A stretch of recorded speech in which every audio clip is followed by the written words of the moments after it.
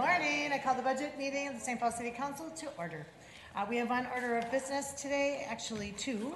We will hear from the Office of Technology and Communications, as well as we will follow up that budget presentation with a check-in with our Chief Budget Officer, Holly Houston, on a budget process update. Kind of check in where we're at here as we hit mid-November and closing in on our December 7th budget self-imposed deadline, which is somewhat not self-imposed. We have our brand new director, Jamie Waskalis, that's here to present to us, as well as Deputy Director, who was a director up until about a week ago, Drew Nelson. And so I will turn things over to you for your budget presentation. Welcome and thank you for being here today. For people who are first-time budget presenting, you just stand between the two microphones. The sound gets adjusted to match your volume, and it helps. I think sometimes people want to move aside to be in front of the computer or in front of the screen, but if you could stay just in the middle. And then throughout your presentation, just check up every once in a while. We usually interrupt and ask questions along the way. If it makes sense, answer them. If you're going to get to it in just a second, let us know, and we'll be patient and wait till you get to it in just a second. We also appreciate that you're new here. You're the new kid on the block. And so we extra appreciate your coming in so early to present to us. And it looks like we'll be doing this in partnership, which is lovely, and we welcome you. Wonderful. Thank you, Council President Bren Moen and council members. It's great to be here in front of you again today. You know, this is my 5th full day on the job, and I haven't quite figured everything out. It might take a few more days. And so I am going to rely on working with Deputy Director Nelson, and he is going to be presenting most of it today.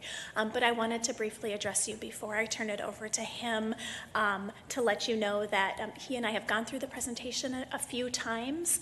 I think that, you know, from what I can tell right now, 2023, we're not going to veer far from the main themes of the budget, you know, really focused on our support of service across the city and across the departments that we support. The one thing that I'll mention that we put a little bit more focus on is in the security space. And with that, I just wanted to really quickly say hello to and welcome our new Chief Information Security Officer, Stephanie Horvath. She started on Monday. Wow. I'm really excited about our partnership and really growing our cybersecurity platform and presence here at the City of St. Paul. Well, we appreciate that, and maybe also just a little bit more context, especially because there's a lot of new faces. As typically, I mean, in years past, we did our budget presentations in our small budget room, and was more of like a casual conversation, but it felt like people who are interested in kind of the grind of how we go through our budget process had no way of participating that way. Okay. So here we are in the room with all the TV cameras, and it feels more formal, but we do hope that this is a sharing of information. I believe I can speak on behalf of my colleagues and say we are keen to invest in technology. We know that it's not the bright, shiny object that a lot of times gets the headlines, but we also feel like we're a bit behind in terms of our technology. And when I think it was only so long ago that we accepted electronic payments, and we're all like, wow. That only took us 30 years more than everyone else. But so we're eager for innovation, and we're eager to invest in that innovation. So look to us as partners in this work, and I appreciate hearing the focus on security as well. Wonderful. That's really great to hear, Council President Bren Moen.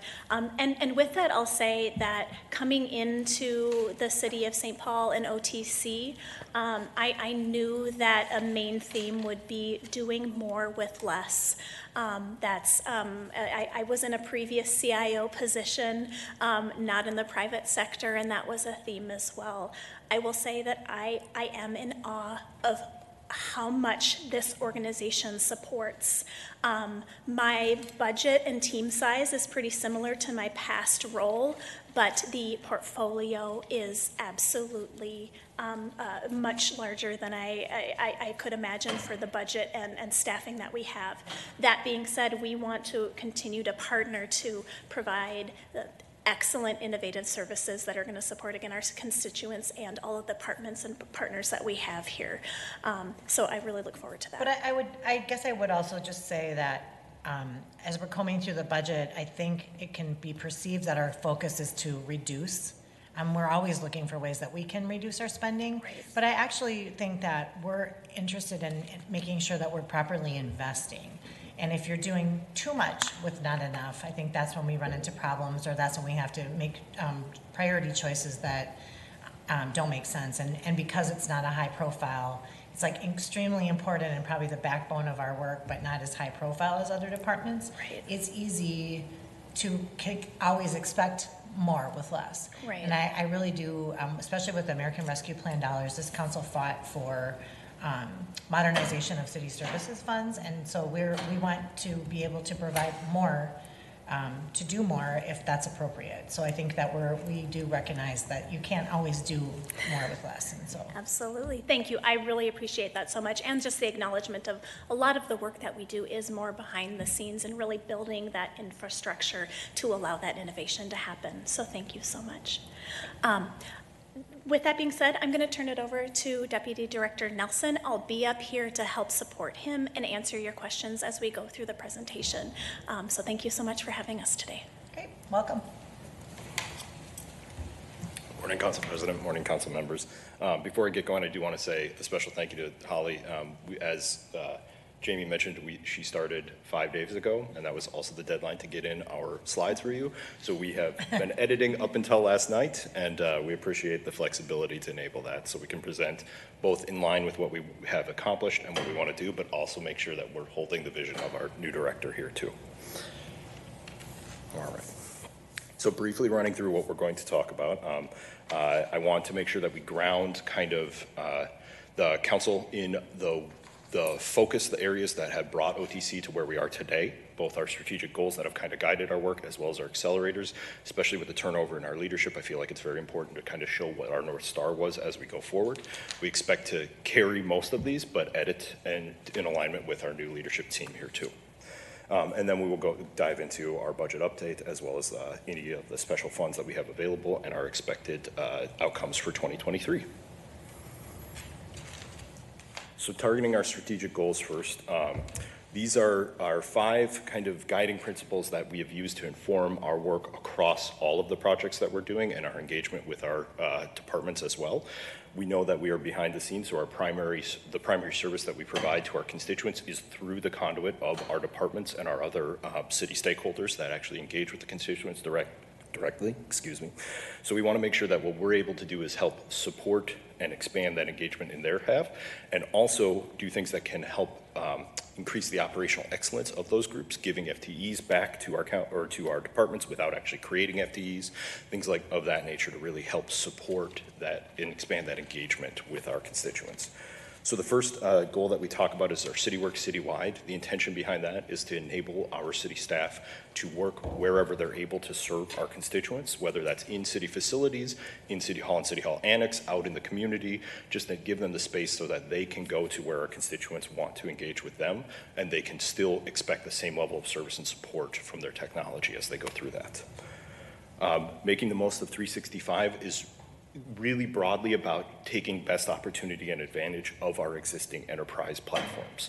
Microsoft is a platform that underpins almost everything we do and not one that we are really going to move away from. So us finding ways to make sure that we are driving as much value out of that and getting as much support as we can from that, both in the setups to our negotiations for our enterprise agreement, but also in support of how our city stakeholders are doing business and how the way that they have done business has changed dramatically since 2019 to today. So these are great opportunities for us to really take low cost, no cost opportunities to help give time back especially, but also to just enable a better service level of service and support for our constituents. Investing in customer service is the internal view of this, to actually say we want to make sure that our city stakeholders are best supported as they do this. So making sure that when they interact with OTC, they need tech support or they need anything like that, they actually need support in the technology themselves, that they are getting the priority and they're getting the service and support that they need, which doesn't always mean a yes, but it does mean helping to drive them into a way that is going to best support the constituents within the resources that we have available. telling St. Paul stories is really just about talking about the great work that we do. I think we know it here, and our departments know how much work gets done in support of our constituents and in service to our community. And I don't think we always do the best job of finding the great ways to really tell that story for our folks. So leveraging ways to both lower the bar for that engagement and expand that actual communication out so that more people can see the work that is being done by our great staff has been a huge priority for us. That builds into a lot of the Build for Hospitality too. That is the external facet of our technology engagement. So making sure people can meet us where they're coming from as opposed to expecting them to come to us where we are. That's built a lot around lowering the bar of engagement on whole, but also like driving clear and consistent communication, trying to speak with one city voice, targeting our communication so that it works better in Google Translate, because we do offer translation services, but we're never going to completely remove the need for automated translation and very targeted communication. So just really helping to ensure that our constituents, when they reach out for service, they don't encounter a wall, or they encounter a shorter wall if we need to do it at some point in time. I think that we always focus on the technology side, and Ms. Naker was just like, I always overlook the communications part, but I do think when you mention, I feel like we're doing a better job telling our good stories. I think we also need to figure out a way to tell the tough stories. People end up, I think, problematically referring to like our police scanner as the source of information about, problems happening in the city. And you're basically hearing a relay of a dispatch call, translated from one person to another person to someone listening to it into their form of text as fact. Yeah. And, we fill in our own blanks. We don't know whatever happened in a call like that. I've always mentioned there was a report of men riding around with guns in a cemetery, and people were freaking out, and it turned out they were hunting for squirrels, and didn't know that you couldn't do that in the city, and we talked to them and they stopped. But the report is like, there's men driving around with guns, hanging out the car windows, and if you only get half the report, then you don't really know, the full story. So thinking about how do we get in front of those the stories that aren't as fun to tell, but that people are really curious. Why are the sirens going off? I heard shots in my neighborhood. What happened to that? And even if you don't know that immediately, a way for people to track that afterwards is helpful. Sometimes it's a transformer that exploded, and people fill in the blanks with their own information if they don't get it. So I think it's great to think about good, but also the information that's harder to talk about and harder to share and more complicated to share, but so important to know. Yeah, absolutely agree, Council President. And that as we kind of move into our, thank you for segueing me into our strategic accelerators. But as we segue into that, the data portion really hits on a lot of what you're talking about there. It's that delivering the appropriate information in a timely fashion that can tell a complete story, knowing that brevity is usually of high importance, at least to start off with. I mean, I think about a lot of the emergency text that went out a few weeks ago, where the first blast that went to everybody was very vague, didn't really support a great communication, and then as it got targeted down, it helped everybody really see what was actually intended with that. Of course, we weren't involved in that, thankfully, but that's sort of focusing but meeting that timely manner is both lines up exactly with what you're talking about with our communications, but also with our data and information stance too. We want to make sure that you as city stakeholders and as our departments, as they actually interact with constituents, have the information that they need to support that interaction, but to do it in a respectful and trustworthy way, so that it's, even if it is a harder conversation or a story that doesn't exactly meet what somebody was hoping for out of it, we can still provide that respect and courtesy to be accurate and honest first off. Another strategic accelerator for us is the user experience. This really holds with just that resetting the bar for engagement and also engaging in that hospitable, supportive, and trustful way with our constituents. We also have seen technology and portfolio management as a great opportunity to help drive out our work. That's really about getting our arms around what is out there in our sphere and making sure that we are able to ensure that our limited investments that we do have available are going into the things that are going to be most impactful for our constituents and for our departments. And finally, our people. As Director Waskalis mentioned before, and as you will see as we get into our budget, OTC's budget is built around our folks. And the way that we staff and support the technology of the city is mostly reflected in how we choose to put money into our people and where we choose to put the priority for those people at. So really for us, investing in our folks is the primary avenue for success to ensure that we're able to meet the needs of our city stakeholders, but also our constituents. Now I've done all that, to the budget part, I apologize. So our 2022 key outcomes. I wanted to ensure that we highlighted that the full transition of our department leadership really, I believe, is a key outcome and is an opportunity for growth and represented a high point of challenge for our department to continue to meet the service that's expected for us while moving into this new leadership stance. But I think really illuminates how strong the folks that we have are and the opportunities that we have to continue to grow. I feel like we have a strong foundation to launch off of as we start to focus around a new vision from our director. Our implementation of the Constituent Services Management System, that was a joint effort between Council and Public Works initially. We were lucky enough to have two groups being willing to engage in two different deployment models to really get accurate view of what is going to work effectively inside of the city of St. Paul. We saw one of those models not work as well, and we saw one of those models work much better. So we've been able to, as we start to plan for using a constituent experience platform to help support people being able to reach out to the city and not have to search for the right avenue to connect to the city and not have to retell their story each time they connect with a new person inside of the city. We've kind of found a better way and a model that we can roll out slowly with investments and bring departments into this plan to really build our engagement with the constituent around a way that supports them and meets them where they are when they decided to reach out to the city. Infrastructure and process improvement, this I really touched on when we highlighted we are trying to give positions back to departments without having to create new positions for our departments. We're investing in ways that can actually drive automation, help support better workflows, and really just enable the existing city processes to function more smoothly or with less personal touches as they go through that, so that departments then can use their resources to continue to engage with the constituents or to expand the outreach of their programs that they have available to them, instead of having to work as much on the administration of those programs. And then our last point is our communications to support our customer service. This highlights our broader communication. It also highlights kind of trying to drive ourselves into a one city voice with our social media, especially to really make it feel as though when the city communicates, the city is communicating, and when people reach back out to the city, they just can enter into that conversation there. It doesn't matter which PIO or which department that they're connecting with when they first come in to do that. I apologize, I hit that. Ms. Naker. Thanks, Council President. You just mentioned something with regard to the Zendesk constituent management pilot that made me think of a question related more to operations and how OTC relates to other departments within the city. You mentioned that two departments, City Council and Public Works, were willing participants in the pilot.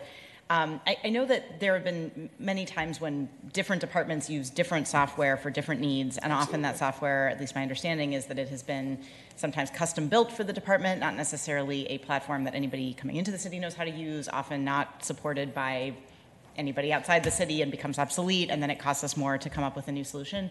I know several departments right now are kind of trying to get out of that situation. I'm wondering if is it OTC's vision that we, or policy that as a city we are using externally validated and supported and not customized tools that are going to have some longevity? And also, is it within your mandate to require that departments all use the same system as opposed to hoping that people raise their hands? It just feels like we would be in a better place if we were all using the same tools and if those tools were likely to extend a little bit longer and be more user-friendly. Yeah, Council President Brenman, Councilmember Naker, thank you for the question on there.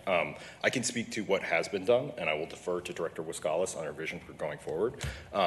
OTC has very intentionally tried to drive solutions into what we would call more software as a service or commercial off-the-shelf solutions, which are not heavily customized are things that are typically vendor supported. Microsoft is a really great example of a very large scale software as a service platform. We don't do any real deep coding. We make sure that it connects with other things in the city. And that's a very intentional model to both show that we don't need to have every role in technology inside of the city. We can just contract some of those out, or we can work with trusted vendors in order to provide that service. But also, then we as the city don't bear the cost of updating as the market continues to move. One of the challenges that we face with this is OTC is primarily budgeted for service and support, and we collaborate with our partnerships in departments in order to make sure that the solutions that are brought on board are in that vein and really kind of focusing on that future vision. We have seen great success, but it is still a growth period, especially as we move out of what was a historic model of building custom software to do exactly what you wanted to do. That growth into that, knowing that there are going to be certain functions that may not be covered by this, but you will save time, the city will save resources, all those sorts of things to kind of fill around what can be perceived as a loss of service at times for our departments, is an opportunity for growth, and we've been working through that, but that does take time, especially with the historically diffuse nature of our technology spending. It's because some of our platforms still even predate when IT was centralized. Well, and that's part of it's easy to look at platforms now and think, why aren't we all on the same platform? But things were being developed as, Exactly. like building a plane while it was flying in terms of some of the way we tracked. I think this is a great opportunity to bring things together under one umbrella. And I know there's pushback. I was thinking when OTC said, we're using Teams for our video. It's like, we don't want to use Teams. We want to use Zoom. We want to use this. We want to use that. And you have to deal with everybody thinking that their platform is preferable. But in order to succeed in, creating a system that works for all of us, in some ways, we have to trust and have faith in your decisions about what platforms we are going to use and support your work as well. And I'm sure the pushback is like, well, we've used this forever and it works for us. Well, we like to be able to do this and we can't now. And I find sometimes I'm resistant to changing. I feel like I have a defective change aversity bone. I don't really mind changing.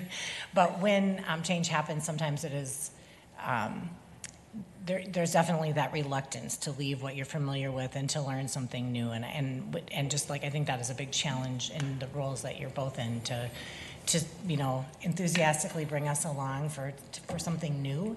And one thing that I know about technology is it is always changing, it is always improving. Sometimes it's not improving, but they're trying.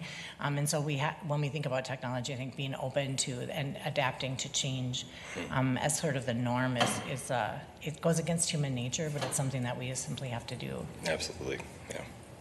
The only point I'll expand on there, Council President, is we also make a choice not to try and be on the bleeding edge so that we don't have to redo anything. Mm-hmm. It's a very tactical and targeted choice by OTC to ensure that platforms are stable before we move the city over to them, so that we only have to manage that change once, or we have to manage it as few times as possible, especially with the different nature that our departments work in. We call that Minneapolis here. We let them make the mistakes, and then we learn from them. Take what works. So focusing in on our 2023 budget. As you can see by our expenses, the big blue chunk on there is our employee expenses. About 84% of our budget is built around our people. This budget represents a small reduction from our 2022 adopted budget on there of about 2.9%. And that comes out of 2 FTEs, so we now hold 69 FTEs in the city, or in Office of Technology and Communications. And as you can see with our accounting unit, our technical administration is where that really concentrates, because that also loops in some of our, beyond our employee expenses, it also loops in some of our core platforms and services that are less negotiable or less adjustable as we move through.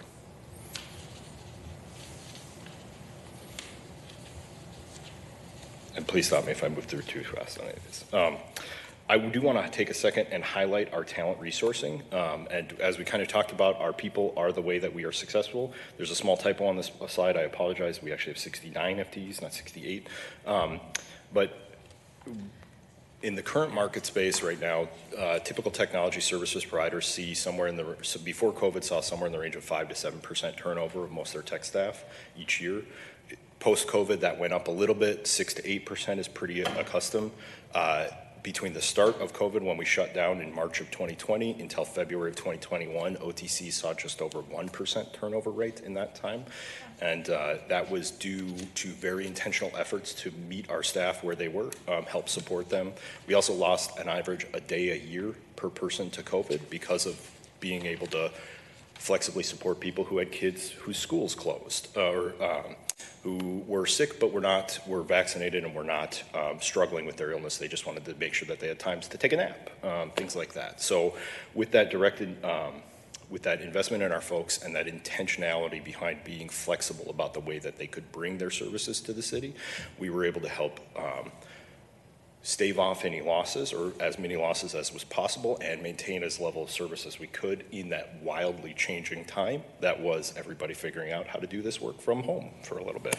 Can I ask you a quick question on that? I appreciate that. I feel like each department has sort of a different challenge or opportunity Absolutely. with that sort of flexibility. We know, like our fire department, they stayed working Yep. and are in the field.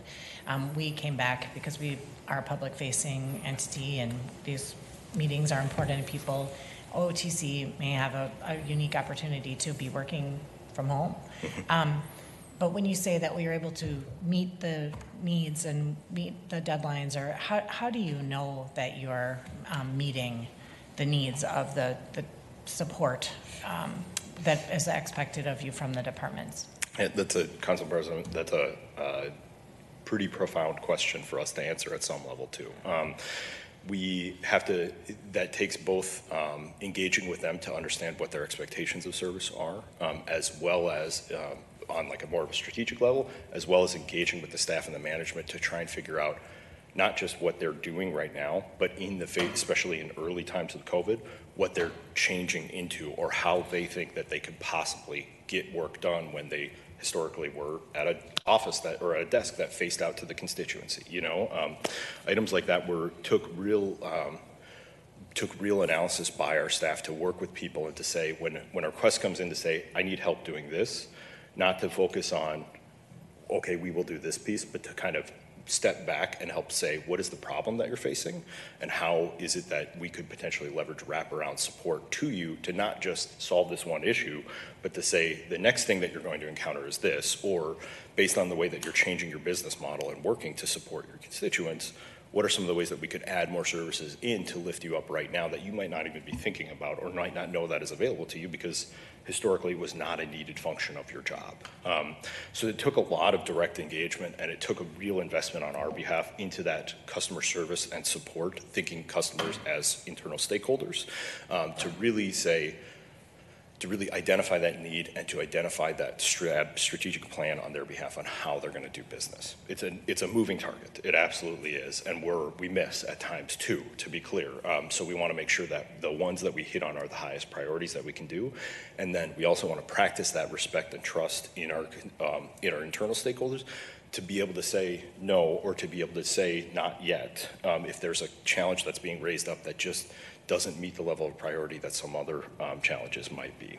We don't love having those conversations, but we found that with that like direct and outlining where the priorities are for the organization as well as the city, it at least helps support setting that common ground so that there's understanding, even if people don't love getting no, but at least they can understand, or at least we can understand together where the opportunity is to continue to support them, even if it's not in this vein right now.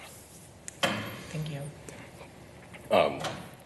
Another item I will highlight with our resource planning. Right now, one of the biggest pinches to the city on whole is our labor force. The market out there is very difficult to retain talent in. OTC is seeing this, and OTC also faces a somewhat unique challenge in this space, as a lot of our folks have skills. The Twin Cities metro area is a tech hub. It absolutely is. That's a great boon for a lot of our local economy here, to have some of these great skilled jobs in here. That also makes retention particularly challenging at times for us.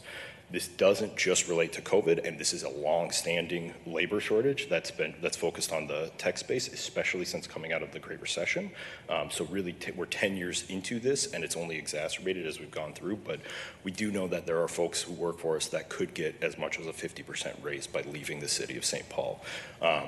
So really working to ensure that we can meet the way that they, like what they expect out of their employment, as well as supporting them in their work-life balance outside of the city is a way that we've seen success in driving that retention, but that's always a challenge for us here too. And I do think that one of the historically, and I do think that this remains true, is like one of the perks of working for St. Paul is you're part of something bigger. Mm-hmm. You're part of something, you're part of a legacy, you're part of a city, you're part of this big entity that's changing the world really in incrementally in all sorts of ways.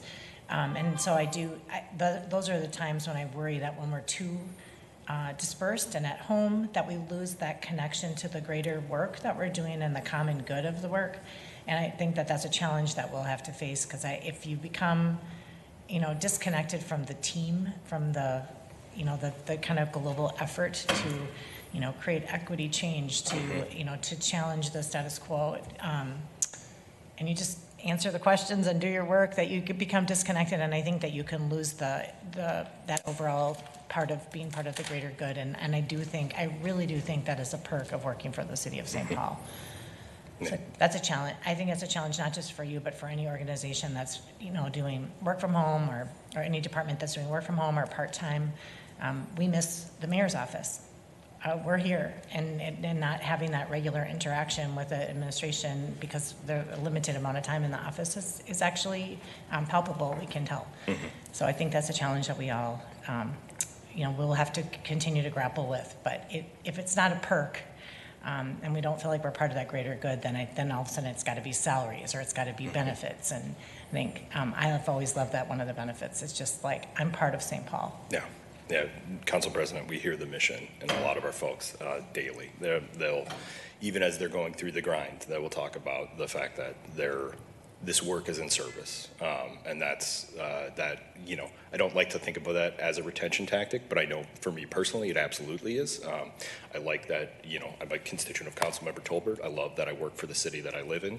I love that I get to go up and work and look out my window and see the people that I'm supporting cleaning plowing the street a couple of times a year. No, that's a joke, and I apologize. But it's true. I think that it's true. Like, we feel that, and the more connected we are to our work and to the city, the more that feels like I think that it is retention and it is a perk, and so just highlighting that, I think, is important. Absolutely. Touching on our special fund updates, so ARP, so as we kind of highlighted in our overall budget, OTC is driven around our folks, and one of the larger tech spends are driven through our departments. So the ARP updates will be for major technology projects really come through the departments themselves that have identified the opportunities and have done that. We have been working in collaboration with them going through this and ensuring that we are focusing on areas that can meet the needs, and also ensuring that we're going to have the staff and the resources available to successfully implement these giant opportunities that we have available to us. It's a really exciting future. It is a really challenging process to ensure that we are staffed appropriately to be successful in all of these endeavors, but those mostly are driven through our departments, primarily right now DSI, Police, and Public Works as some of the major ones, but also PED and many others that work in conjunction with those folks. Ms. Naker has a please, question.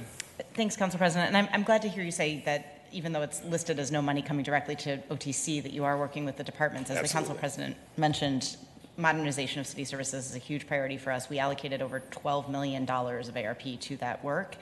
And I guess I want to make sure I know your budget is not increasing very much, and you have a pretty full workload just in Infor and other enterprise management system work that you're doing. So just want to make sure that you do have the capacity to support water and public works and parks and OFS and libraries and DSI on their massive modernization projects that have to be completed before our ARP dollars run out. Council President Bremo and Councilmember Naker, thank you. We feel like we have the support right now with some caveats. One of the big caveats that we've made sure to work in with our departments is that to lift up the true cost of ownership of these platforms and not hide soft costs in with the staff that will be done to do that, to support them. On the front end of that, in implementation, that looks like working with a contract vendor to provide project management, for example.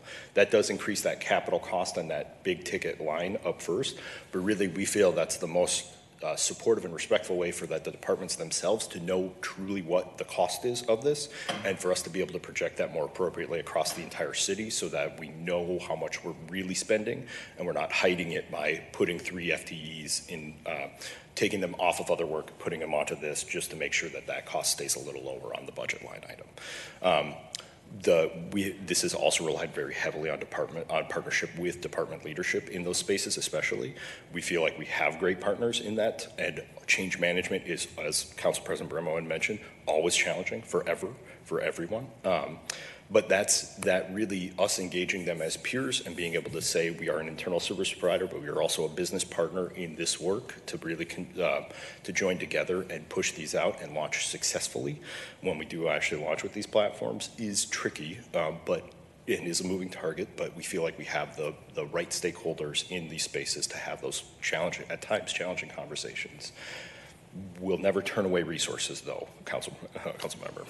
I appreciate that. I just want to make sure you have the people to support, a $5 million asset management system shared by 3 departments is no small task. And I assume they've all reached out to you and the work has begun and it's well underway. But yeah, to your point, it's not just the software, it's the people that support it on the front end and going forward. So want to make sure we know what you need. Yeah, and to hold with that example, I apologize, to hold with that example, council member, for a second, that plan, the asset management system that you're referencing there, it's not only an OTC team that is dedicated to it, the technical services group in Public Works, as well as Water's IT folks. There are collaborative resources that have been with that since the start of that project, both to ensure that what we are buying is what we need, but then also to ensure that when we actually look at the rollout plan for this, the departments can think about that and think about how they do their work and highlight any challenges with that right away. So we're not getting into it. We're not 8 months into this to say, oh no, we need to take a break here while somebody changes the process. We can really get ahead of a lot of that. And that has absolutely required time and investment by those departments. And we've been thankful that they are willing to come to the table in a way to really ensure that our 3 units can partner to make sure that that hugely impactful system is going to be successful. We also earmarked a bunch of our ARPA money for administration, and I think that those have been so far somewhat underspent, and so making sure that we're taking advantage of those things that are earmarked just globally for administration is helpful. But listening to you talk about the soft costs and ongoing management of these systems and platforms is like the bane of our existence here. We call it maintenance, and there's no money for that. And so like building the soft cost into the ongoing cost is wise. It's important. We can't, it's similar to our bike paths or our roads where we're not doing the regular maintenance. And if you don't do it, when you come around to actually take care of those issues, it's much more expensive. So we're always trying to figure out how do we build in maintenance, and whether it's a soft cost or just like ongoing expenses, and making sure that the departments know that that's part of the bill. Is really, it's wise and important. Absolutely. It's a struggle. Ms. Prince. So I guess, I don't know if I'm missing something, but so is the answer that we are able to, that OTC is able to support that asset project? Yeah, Council President Roman, Councilmember Prince, yeah, we are, and it takes dedicated planning with our departments to ensure that we do that. We feel that we can, with that caveat of making sure that that Public Works and Water, especially in this case, invest in things like the project management support and other things that were historically costs owned by OTC or owned by the departments in a more discreet way. Okay. Thank you. Yeah. Thanks. So moving on to highlight, Council President, your point about the enterprise or about the maintenance cost. One of the ways that we've really helped try and support that is to drive our static licensing and continued cost into the Enterprise Technology Fund, so that there is a bucket of work that is a consistent cost, that is not cut targets, that doesn't potentially get thrown on a block knowing that we actually can't cut that if it were to come down to it. So helping to support both through our budget adjustments, but then also other departments and some limited and targeted expansion into the Enterprise Technology Fund to make sure that we are better documenting and creating visibility into the consistent costs of technology that is required for us to do our business. Microsoft is a great example of something that is in the Enterprise Technology Fund. It is budgeted and planned for on a 3-year basis, even though we budget on a yearly basis. So really saying if a budget crunch came, we probably couldn't find 5% of the Microsoft budget to cut. So really supporting that to say this is a shared cost across the city as opposed to a single department that could in theory cut something that is going to have ramifications out to other departments. Right. It's something to like learn from though, because I do think that makes a lot of sense to me, and my mind is thinking like, how do we do this with Public Works? You know, in a similar kind of mindset of like, this stuff can't get cut because we know it's going to end up costing us so much more in the long run and then impact our quality of life in the interim. So Concur. And then our last fund that we talk about specifically is the Innovation and Technology Fund. I have subsequent slides onto that, so I'll move on to those. The way that the kind of difference in what we think of as the Enterprise Technology Fund versus the Innovation and Technology is that the enterprise is very static and the innovation is funds that are driven especially around ways to help adjust the business that the city does, to help support change management, and to help bring new systems on board that will do that internally focused operational excellence work. So our two main investments in that this year are increasing our support for cybersecurity initiatives beyond hiring an industry expert and a pretty big name in the community, which we were lucky to get. Little plug, sorry. We also have invested in a plan specifically built around creating a continuity of operations plan. Basically, what does the city do if we have ransomware, if we are attacked, things like that. But then also expanding the monitoring tools and increasing our ability to remediate problems as we find through things like penetration testing with our departments. Really, again, this is built on creating a strong and stable security infrastructure and bringing the cybersecurity part of this up into the public safety space because they are connected even if they are looked at differently oftentimes.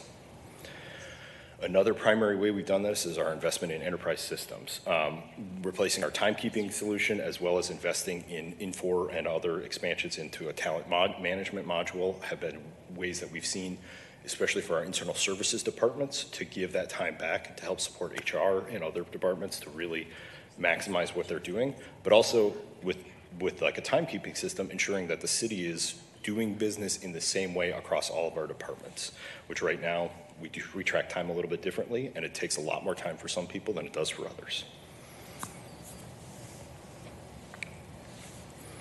Speaking very briefly to our roadmap onto here, just to show what we have planned coming up. We are funded through 2023, and we have work in progress for many of these modules, but almost every one of these modules is built around the idea that when deployed, time will be gained by our departments. There will be ways that we can help support that. We estimate that upon completion of this through 2024, somewhere in the neighborhood of $1 to $1.5 million in staff costs will be returned to the city through the investment in this, just in the time it's taking us to implement these, let alone perpetual going forward.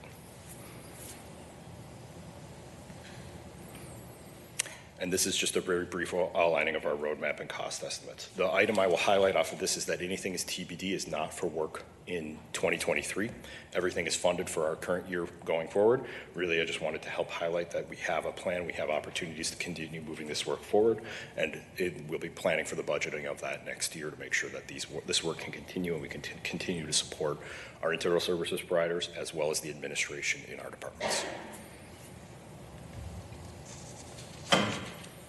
And our last piece, talking about our expected outcomes in 2023. We're facing a big year next year. It's a really exciting year. We've got a lot of opportunity. We've got an amazing leadership team on here that we can bring a new vision of how we want to do this and expand the vision that we have already. And there are a lot of different ways that we can invest our folks and our resources into do that, even with us being built around a people-first department. So enhancing our constituent services or experiences, both scaling out the Zendesk, our Constituent Services Management Program, into other departments. OFE is interested in coming on board, mayor's offices, and Public Works is expanding their use, expanding their usage, but really helping to continue to build out that broad base so that as more folks engage with this, the value increases each time another team, another group comes on board. And then again, focusing on that hospitality and accessibility of city communications for our constituents. Building out our cybersecurity resilience program, both with the COOP as well as developing a broader strategic plan to really ensure that our needs from the cybersecurity perspective are going to be well represented, and we have a plan on how to support ourselves in the event of an attack. And then lastly, continuing to double down on internal success, supporting our constituents through our departments, driving IT customer service, as well as helping to channel more work into our existing solutions that we have available and ensuring that folks can do the work that they want to do with the solutions that they have available to them as possible. Great. I noticed you didn't have the typical questions slide, but I think we're at that place. And it's probably acknowledging that we usually ask questions along the way, but I'm looking to my colleagues to see if we have follow-up questions at this time, things that weren't covered. Mr. Holbert. Just want to say two things. One, and I know it's probably not the biggest part of what OTC does, but the customer service that your team lends probably more to me than any user should have because of my inability to use my computer. Your staff has been absolutely fantastic and really appreciated. Easy to work with. Talk very kindly to my questions. And I've even had some help on the weekends. And I just want to say I really appreciate your frontline staff doing a really good job of helping us out here. The only other comment I have, and I think I mentioned this at the last budget year, is the phone systems. And I know OTC probably does what the departments request in terms of what buttons to press and things like that. But my request again would just be to have require the departments or suggest the departments or OTC actually use the numbers to go through. I think oftentimes up here we know the right person to call, so we don't need to go through the general phone system. I purposely try not to. I call the general phone system as when I see things in the neighborhood, and sometimes they're very circular and end up hanging up on a person, which can be extremely frustrating. Sometimes people call our office, which is great, but sometimes people just get mad at the city and they're like, they don't want to talk to me. So just making sure that there's an option to connect to a user or to a person who can answer the phone. Absolutely. As well as just making sure that the buttons you press, whether it's like who to talk to in DSI or something like that, just doesn't go in a big circle. So that's just a small thing, but it can be a big thing for the constituents who that's the only time they reach out to the city. So just want to flag that again. Yeah, absolutely, Councilmember. First off, I appreciate the note for our folks. Thank you. And also that what you're mentioning there, Councilmember, really was one of your feedback in our past budget presentation was one of the things that helped us drive our investment into both Zendesk, but also then collaborating from a communications and change perspective with our departments, because that, we know that you folks are the escalation point oftentimes. We would love it if that was fewer times, and really more we would love it so that our constituents get their question answered and don't have to tell the same story 3 times, even if they have to get routed to the people who are going to be able to support them. So very much heard, very much a part of kind of our plan on there, and we know that there's opportunity and growth in that space for sure, but we are very committed to working in that space. And I appreciate you bringing that up, and I can't remember which department budget meeting that we had this conversation, but I think as people become more tech savvy and do go to their phones as their first attempt to find answers to questions or to search a web page, that some of the phone trees that we've put in place are like, it's almost like worse because we're calling because we couldn't find the information. And I find myself like getting steamed when it's like, you know, if you try looking at our website, if you want more information, here's what our hours are. If you're looking for directions, do this. I'm like, I'm not. I just want to talk to a human. And to actually get to a person is really challenging. And more and more, I mean, my kids, I'll ask them, I'll be like, call and make an appointment. They're like, I'm not calling. Like, that's the last thing they want to do is like call. So when people are calling, it's not the first thing that they do. It's sometimes the last thing they do. So how do we get them to a person that can answer their question? And I think it really underscores the challenges that Councilmember Tolbert has pointed to, but also just recognizing that in our quest to be more and more efficient, I think we've created almost inefficiencies, and that people are really looking to connect with a human being when they reach out when they're to the point where they're calling, they want a person. Absolutely. So that's a great end goal. Appreciate that. Yeah, absolutely, Councilmember. Other feedback, thoughts, questions? Oakley dokley. Great. Welcome.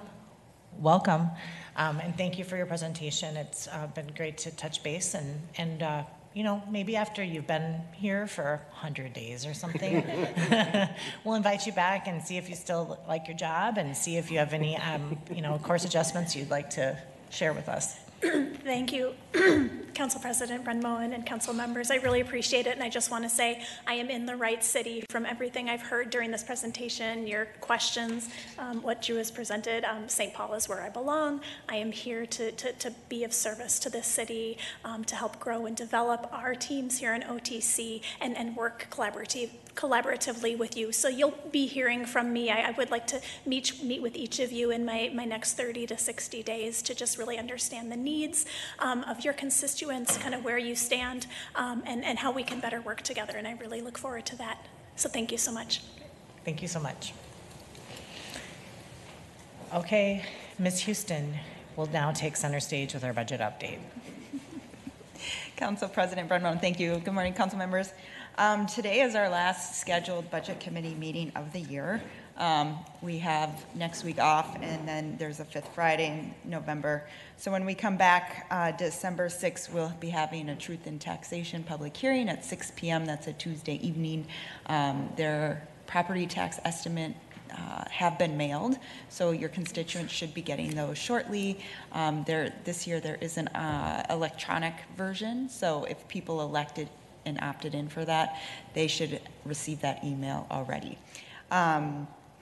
And so the Truth and Taxation meeting is December 6th. That's the last time the public can come to the chambers or call in on phone and engage with the council members. We're currently working through final numbers and our proposals and things that we want changed in the budget. And we can discuss those. I'll discuss those with you individually as we continue to make those items finalized and work with the administration on the changes before we adopt the budget December 7th. Right. So just a reminder to our newer faces here that we are required by the state of Minnesota to hold a truth and taxation hearing after the property tax statements are sent out. It is far too late for anybody to have a meaningful engagement in our budget process. As Holly just mentioned, we have that on the 6th of December and vote on the 7th. So to combat that unfortunate rule, we meet with the public outing community immediately following the mayor's presentation and get their input early in the process so we can take that with us into our budgeting system. So truth and taxation to me feels perfunctory because we are trying to engage with our community. Again, we have our budget meetings in public, in our public hearing room, televised, recorded, and we continue to share out with our community members. But that hearing will be Tuesday, the day before we pass the budget, and we'd love to hear from people on kind of where we're landing. But it is very late in the budget process to impact major changes. So I just want to acknowledge that as something that's sort of beyond our control and that we've done things internally to try to engage people on a much earlier. I think that meet was in August, or so it's been months. And we did have great participation. So, so buckle up, friends. We've got a few weeks to go before we pass our budget and send it to the mayor's office for final approval and head into the end of 2023. Thank you, Holly, for keeping us on track, and we will continue to engage with you as we move forward. Is there anything else to come before us at our budget committee meeting this morning? All right, seeing none, we are adjourned.